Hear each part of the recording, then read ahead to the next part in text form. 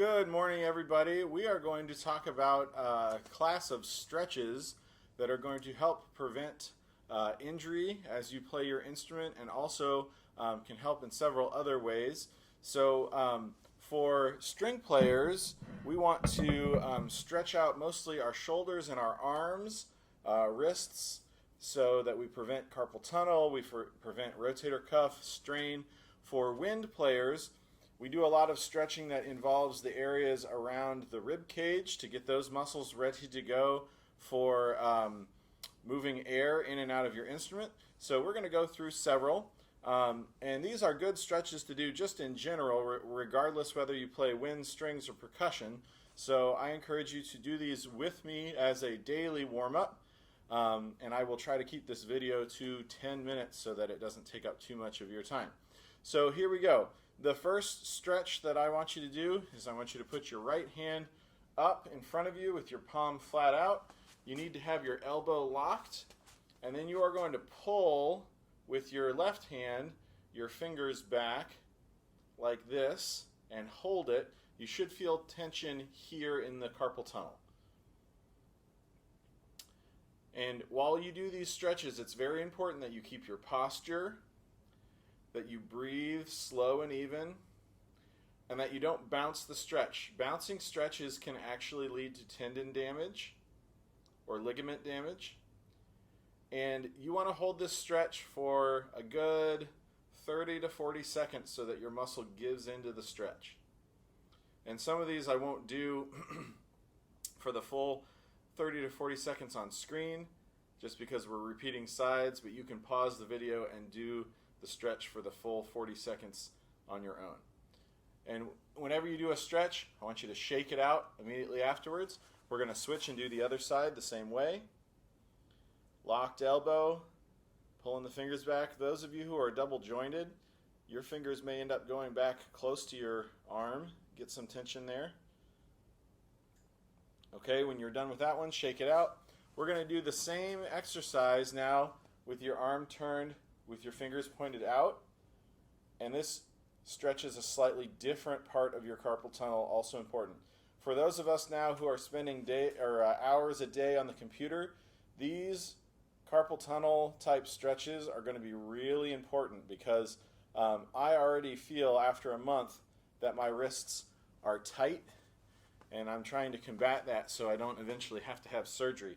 I had several friends who played bassoon and cello who didn't take care of their stretching, and they all had to have carpal tunnel surgery and had to take a semester off of school in order to get that done and recover. Okay, once that stretches, you shake it out. The next one is arms straight out across the chest. Take the back of your, not your wrist, but that area just below your wrist, and pull your elbow across your chest. If you don't get a stretch this way, shrug your shoulders forward and down, and you'll get a nice stretch across the back of your shoulder blades.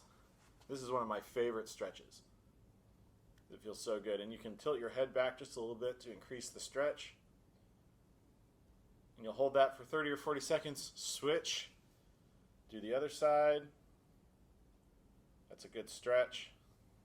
Looks like I'm punching myself in the face. And roll your shoulders out. Rolling your shoulders is a good thing to do just whenever you feel like you have a little bit of tension. Roll one at a time, rolling forward, rolling backwards. Okay, now we're going to take your arms straight up in the air, put it behind your head, take your other hand, pull your elbow, and this, you should feel the stretch right across the side of your rib cage, and I want you to lean into it. This is one that's really important to breathe through, because it allows your ribs to expand against the stretch. And when you breathe out, you can actually deepen the stretch. And then you're going to switch. I always take my arms all the way down to kind of flex out the rotator cuffs. That way you're not putting too much strain on them.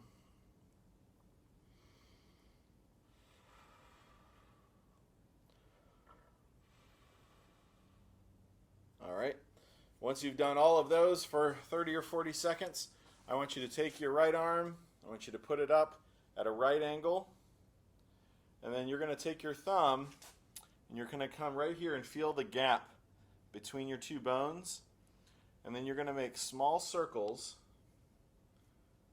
and then go down by a thumb width, small circles, with a good amount of pressure. You should feel it. Oh, there's one a spot that was really tender. Keep the right angle to your body, right angle at your elbow. And once you get down to your elbow, I want you to come back and I want you to do the same thing on the front, in between the bones. This is called a carpal tunnel massage.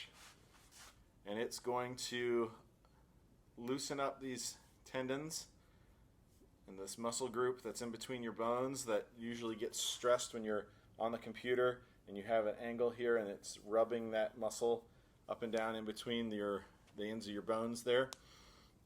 And do that on the other side. I find that this really helps my wrists. I wake up in the morning and I go, man, my wrists don't feel very good. I do this for 10 to 20 seconds and I do both sides twice. All these stretches you can do more than once if you feel like you need to. But really, these should be stretches that you do daily, especially before or after you play. Shake it out. Always shake it out. Okay, last one for this segment. It's going to be a neck stretch. For violin and viola players, and for all of our wind player friends, this is a really important stretch. Because with strings we hold the instrument with our neck and we can get tension there. With wind players, this opens up the area around the windway and allows you to breathe a little bit more efficiently. So take your right arm up, hook your middle finger in the top of your ear, and slowly pull your ear down to your shoulder. You should feel the stretch here, and you don't want to lean down into it. This is not a caveman stretch, so good posture straight up. Pull it down into your shoulder. And these head stretches, these are ones that I'm talking through right now, but we really don't want you to be engaging your voice here other than to breathe. And you can send your shoulder down for a deeper stretch. And when you come out of these, be very slow, because it can often feel like you've never done that stretch before and it'll crick your neck a little bit. Same thing, middle finger, top of your ear, pull it to your left shoulder now.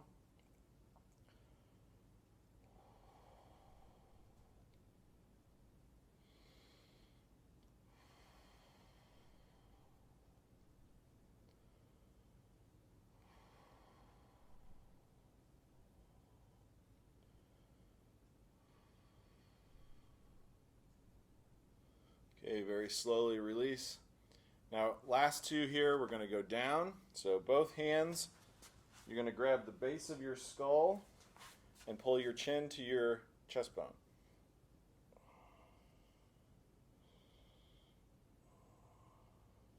And I lean into this one just a little bit. And I feel the stretch right here between my shoulder blades and all the way up to the base of my spine.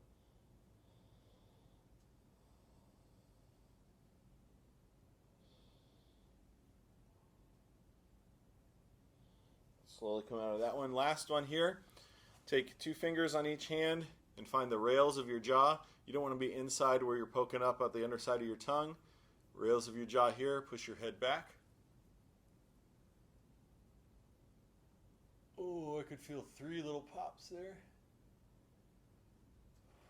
Breathe through the stretch.